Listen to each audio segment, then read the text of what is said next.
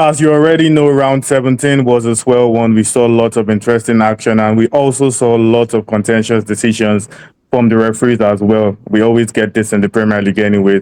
But two of the incidents we are going to be talking about came in the same game, Newcastle versus Chelsea. The first one saw Alejandro Garnacho penalized with a yellow card for this challenge showing right there on your screen on Jacob Ramsey, and VAR did not even bother to, intervene and do a check. Victor, what are your thoughts on this one?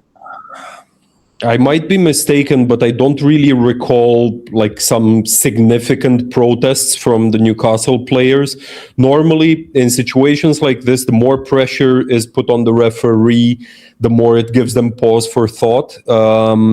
So we've seen this plenty of times, but Newcastle didn't really do it enough, I suppose, to kind of force their hand a bit.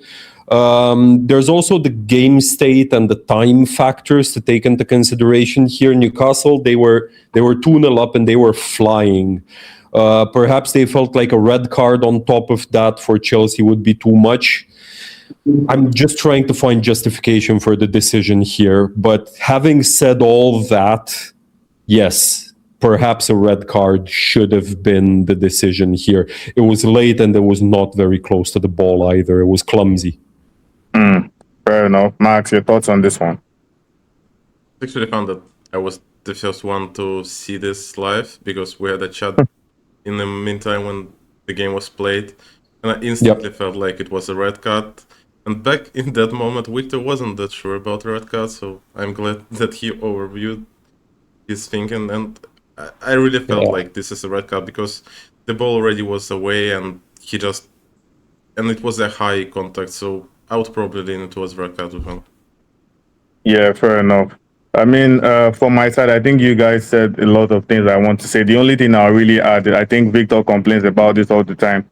We are crying out for consistency. Xavi Simons was given a red card for this exact challenge.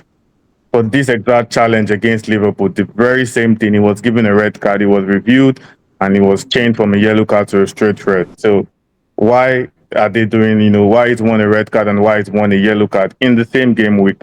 It seems like proper inconsistency. Actually, if I may, you could argue that in this case, if we're comparing to the Xavi Simons Van Dijk thing, this is even more warranted of a red because the ankle is a much more crucial area of the body than the back of the calf.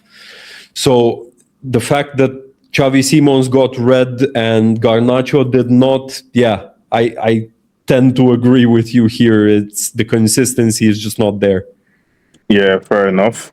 And so we all agree that VAR messed up in that one. And moving on, and still in the same game, Chelsea were once again the beneficiaries of another contentious decision when Trevor Chalobah collided with Anthony Gordon in the box. Yes, we had the image showing right there on your screen. And once again, VAR did not bother to send the referee to the monitor. Victor, what are your thoughts on this? I think even some ice hockey players might have winced at this body check. Okay, maybe not because they're made of sterner stuff than football players, but you get what I mean. I think anywhere else on the pitch, this is a foul and probably a yellow. If you look at it strictly by the book, yes, it's shoulder to shoulder, but it was far too forceful. It's not even about one player is stronger than the other or whatever. This was just absolutely clattering into him. I think Chalobah was a very lucky lad here to get away with it. For me, it's a stonewall penalty. Fair point. Max, your opinion on this? I would probably consider it a clear moment if he played the ball before the contact with Gordon, but for me it feels like it was really tough, and I wouldn't even say that it was shoulder to shoulder because it feels like more of a back for Gordon, so I'd say that there was a contact before he hit the ball, and also it's kind of hitting in the back, so I'd say it's a penalty. Yeah, I mean, just me looking at this image, just like Victor said, this is something that maybe some guys in the UFC or ice hockey would consider trying to body check their opponent. But yeah, it seemed pretty bad that something like this was allowed to happen in the box. This should have been a pen all day long, and I'm trying to find some sort of justification for this, but I really can't see any. I just can't see any, to be honest. But anyways, moving on to the big game of the weekend, that Liverpool won against Spurs. That game actually saw two red cards actually, but the contentious decision came from Liverpool's goal. Hugo Ekitike actually had his hands on Christian Romero's back, and still the goal was allowed to stand. Victor, what do you think about this, even as a Liverpool fan? Honestly, with this sort of thing, the two hands in the back like this, at this point, toss a bloody coin, because they do 50-50 on it. Lenny Yoro on, who was it? Calvin Bassey, I think, against Fulham. They allowed that to stand. It was absolutely blatant, and we panned that decision then. And I will go to my grave saying that should have not stood. 2 or 3 weeks after that, I genuinely don't remember what game it was in, but exactly the same type of contact, they chalked it off. Now this one stands again. It makes zero sense to me anymore, and I cannot in good conscience